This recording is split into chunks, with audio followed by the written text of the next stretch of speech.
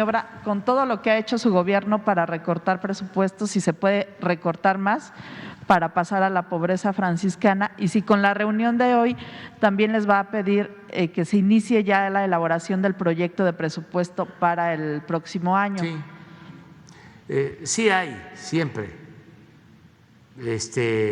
márgenes.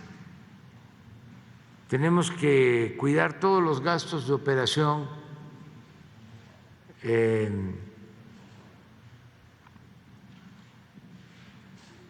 Ayer hablaba yo de que no hemos comprado vehículos nuevos.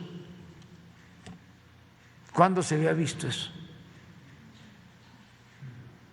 ¿En qué gobierno?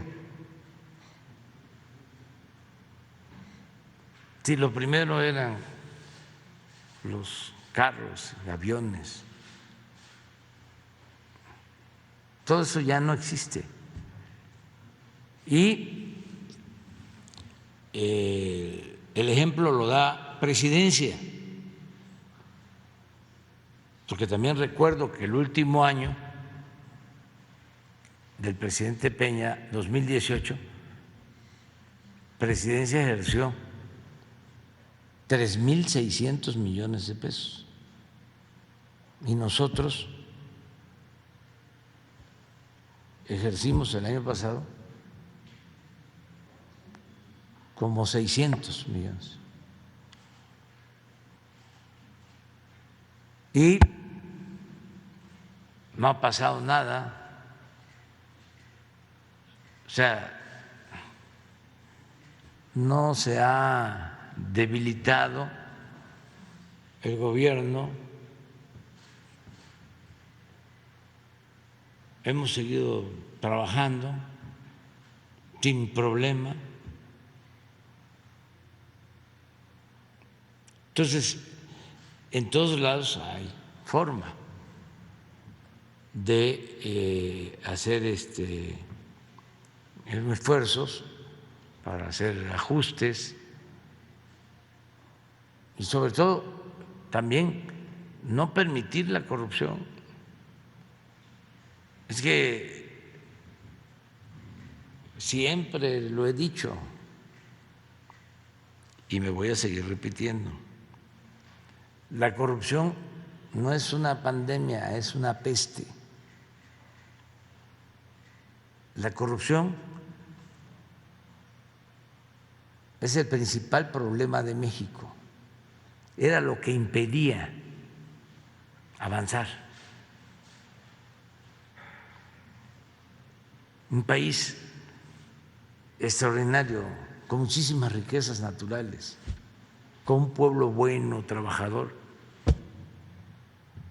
pero con una banda de malhechores en el gobierno. Y en el poder.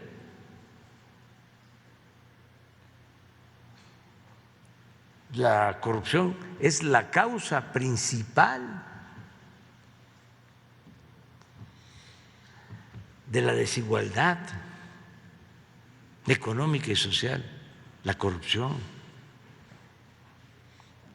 Yo les comentaba que cuando estudiamos ciencias sociales y marxismo, pues se nos enseñaba,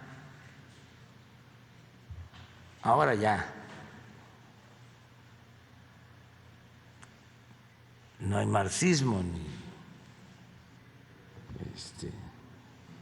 teorías sociales, pero en aquel entonces se hablaba de que el capital se acumulaba en pocas manos por la explotación del trabajador, por la plusvalía, por la ganancia que obtenía el burgués al explotar al proletario.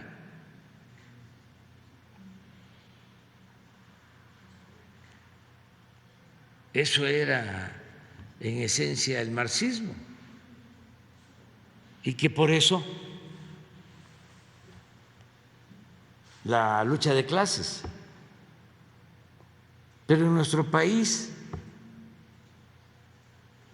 no aplicaba en sentido estricto esa fórmula, porque en nuestro país las grandes fortunas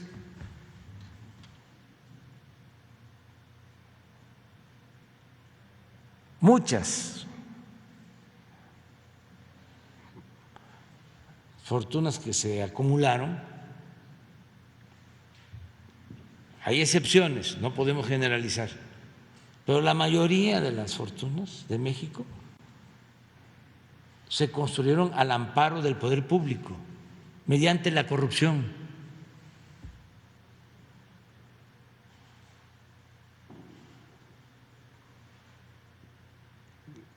Entonces, si eso se termina, si desterramos la corrupción,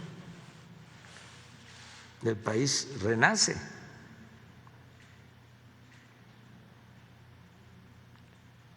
De eso depende.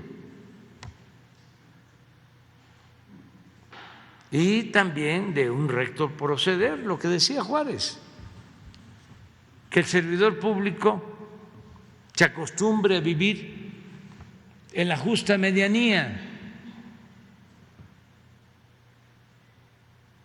La austeridad no es un asunto administrativo, es un asunto de principios.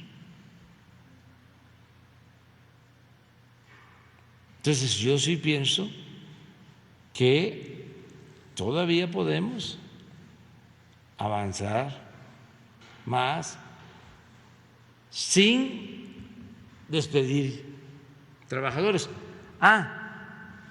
Porque los neoliberales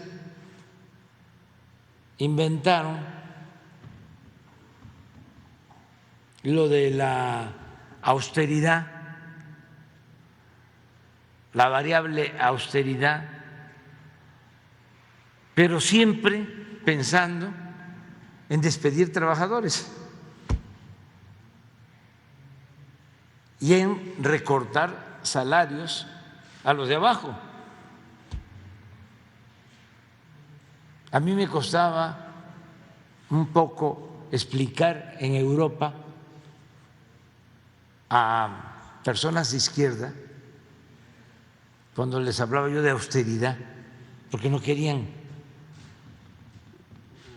escuchar esa palabra, porque en efecto en el modelo neoliberal austeridad es despedir trabajadores, reducir sueldos, mantener privilegios arriba y despedir trabajadores.